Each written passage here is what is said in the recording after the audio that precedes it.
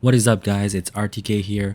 So I'm going to showcase a little bit about how I run the Maven and crop rotation strategy. What I have here is a footage of the last 4 maps that I ran for the Headhunter project. I'll make some minimal editing and put some timestamp for each of the maps and the invitation. What you see in the beginning is very easy. I put the 4 sextants, then I put the scarabs in. For these scarabs, you can use whatever is the cheapest, and you can use the same scarabs in the 4 slots, and it will work with growing hordes.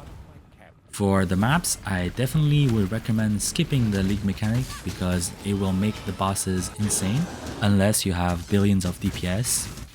But overall, I would suggest skipping the mechanic and just go through the map as fast as possible to reach the harvest and reach the boss at the end. As you can see, my build is not the fastest. It is just a overall well-rounded character. So we have a harvest over here. It is a 4 crop harvest. Most of them are blue plants, and there's a final plot on the top that has blue plants and yellow plants. So with crop rotation, in this case, we are just gonna kill all the blue plants and try to upgrade the final yellow plants to the maximum tier as high as possible. And usually the life forces only gets dropped by tier 3 monsters and above. The tier 3 monsters, I believe, are the ones that have blue names. So this is what we are trying to do. As you can see, after upgrading 3 times, we have 2 tier 3 monsters in this last yellow plot. The brief logic behind crop rotation is to choose a plot that you want to harvest last and work in reverse by trying to upgrade all the plants in that last harvest plot. If it's not too clear, I will be telling you guys my thought process over the next 3 maps as well, so you guys can get a better understanding and hopefully help you understand how to use crop rotation. I'll have some timestamps so you guys can go through the video quickly and check out the explanation and the key moments. Other than harvest, I don't really interact with any other league mechanics. It's just harvest and boss, and that's it. Very simple.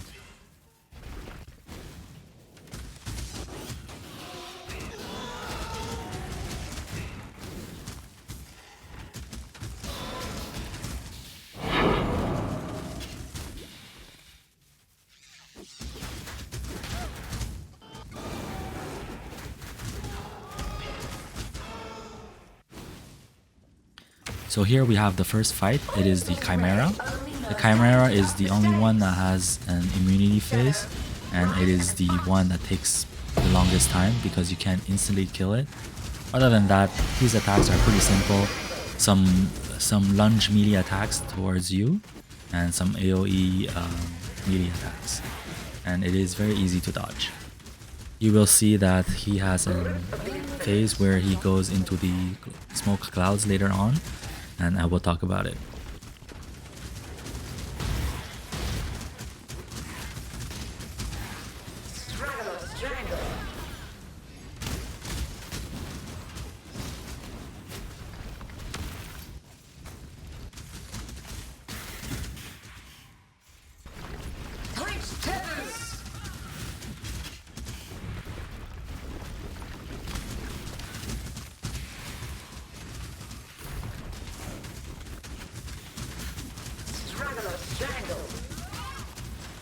What you will also encounter is there is a phase where the Chimera goes into the smoke clouds, and during this phase you will be constantly taking damage from him until you find the correct shadows where he is located. And this is testing your regen and defenses because you cannot really leech on the boss.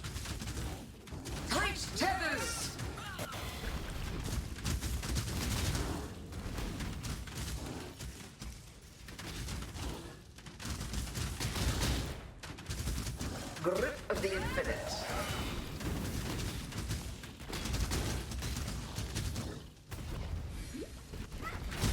A veil of safety and security.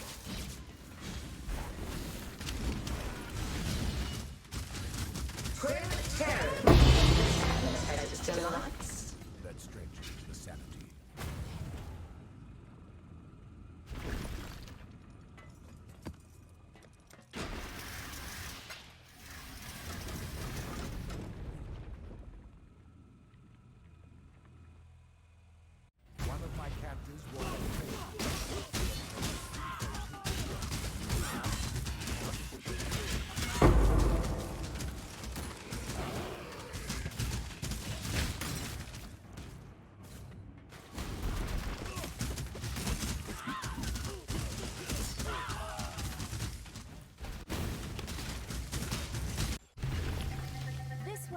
Okay, so here comes the second harvest. This one we have 1, 2, 3, 4 pots, and there's one at the end that is blue and yellow. So in this case, I'm going to be killing all the purple plants first and trying to upgrade the blue and yellow plants in the last harvest. So after 2 harvests, you see in the third plot we have the blue plants and purple plants, and the blue plants actually got upgraded and have 2 tier 3 plots, and you have the option now to choose the blue or the purple. In this case I chose the blue because I think it is decent enough. Usually if there's more than 2 tier 3s, I would just go for that instead. So by killing this one, this blue plant over here, we are upgrading the yellow plant in the last plot, and hopefully we get some good amount of tier 3s. And in this case we only have one, and we're just gonna kill that one because the yellow forces are worth more than the blue plants. And with the passive tree we have a 10% chance for the crops to not wilt when we choose the harvest, and this is what happens. And in this case we got a chance to upgrade the blue plants an additional time, and we got 4 tier 3s, and this is pretty good.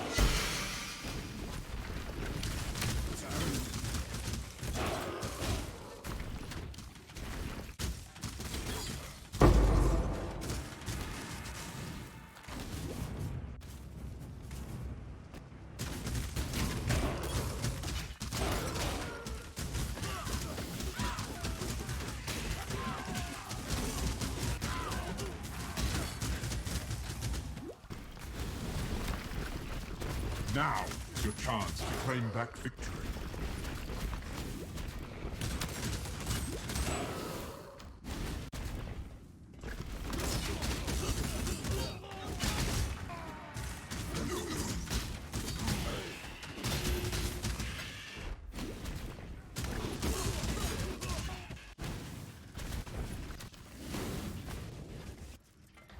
Comes the fight with the Hydra. I would also recommend just dropping a portal whenever you are the boss, just in case you die. For the Hydra, it is pretty simple. His attacks are pretty telegraphed, and you can pretty much dodge everything if you run around.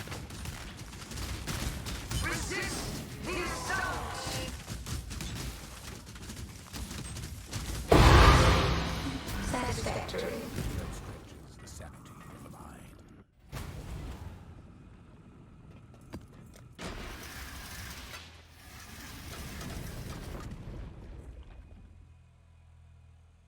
One of my captors felt no emotion.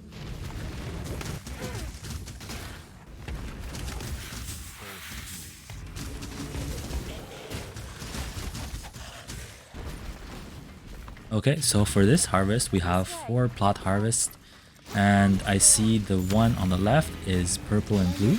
We're going to be leaving those for last, and I'm going to be killing the yellow plants to try to upgrade the blue and purple in the final plot.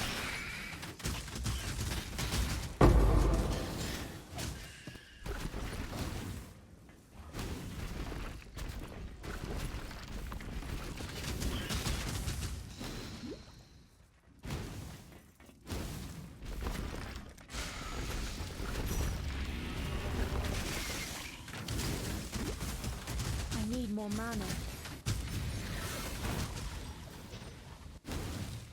And for this one we got 3 tier 3s, and I'm just gonna kill the purple ones because the purple ones are the most valuable compared to the blue ones.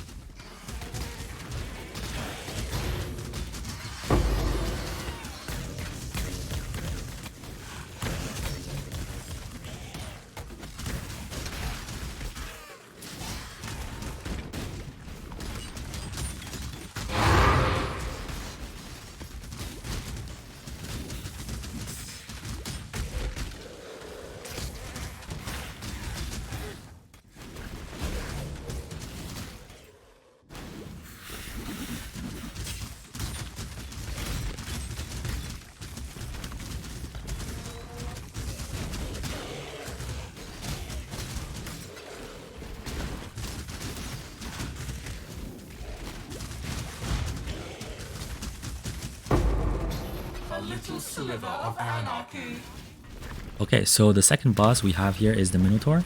This one is actually the hardest by far because it does insane damage, and if the map has increased AoE, it is very difficult to dodge his slam and when he burrows into the ground. My build is really weak to physical damage, and he deals insane amount of physical damage. The 3 attacks is a big slam, which is telegraphed here. I got killed by it, but usually you can dodge it pretty easily because it has a long animation. Other than that, the burrowing, when he burrows into the ground, it can be difficult to see because the area is so small. But if you flame dash just in time, you should be able to avoid it like that. And that's pretty much it for the Minotaur.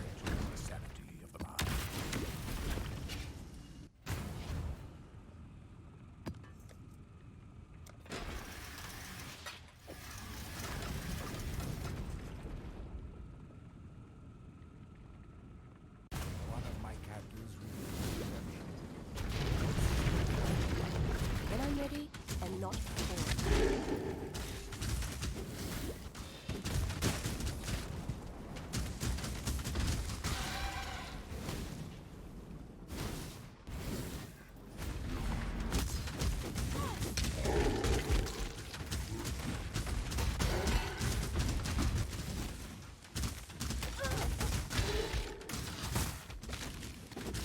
So for this one, we have a 4 plot harvest again.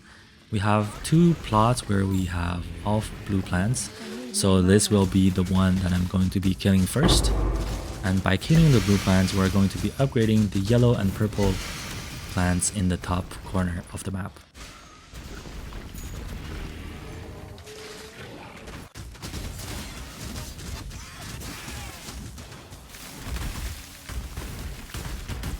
So after 2 upgrades, I usually double check the numbers of tier 3 plants we have.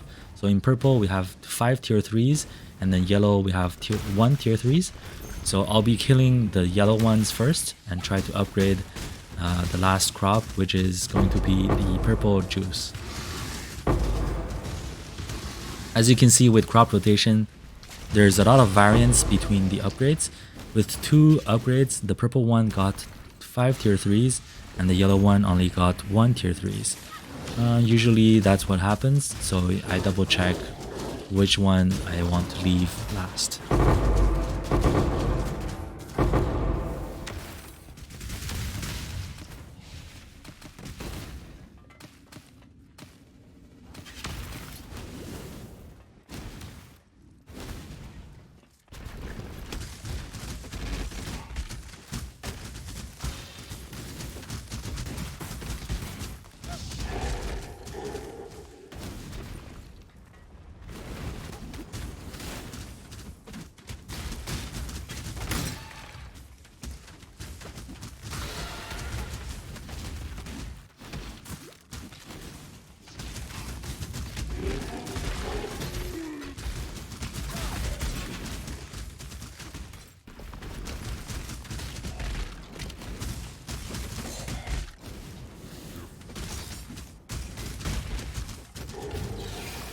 Okay, so here comes the Phoenix.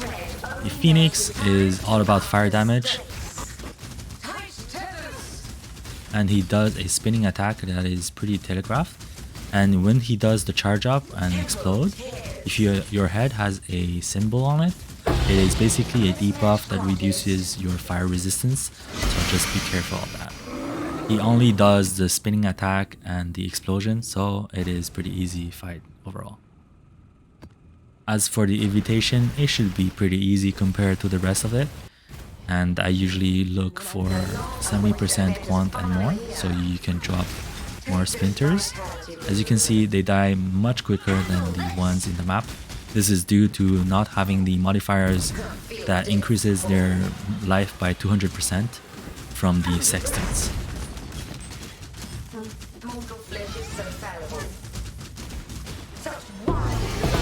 And that's it. That's what it looks like for the farm. Hope you guys enjoyed this little explanation. And regarding the headhunter farm, as mentioned in my other video, I have everything included in the spreadsheet with some notes and comments about the farm, and you can find the atlas tree, the overall investment, the profit that I have, and you can enjoy all the data. And as always, thank you guys for watching. Leave a like, subscribe, comment down below if you have any more questions. Hopefully this video gave you guys a good explanation about the farm.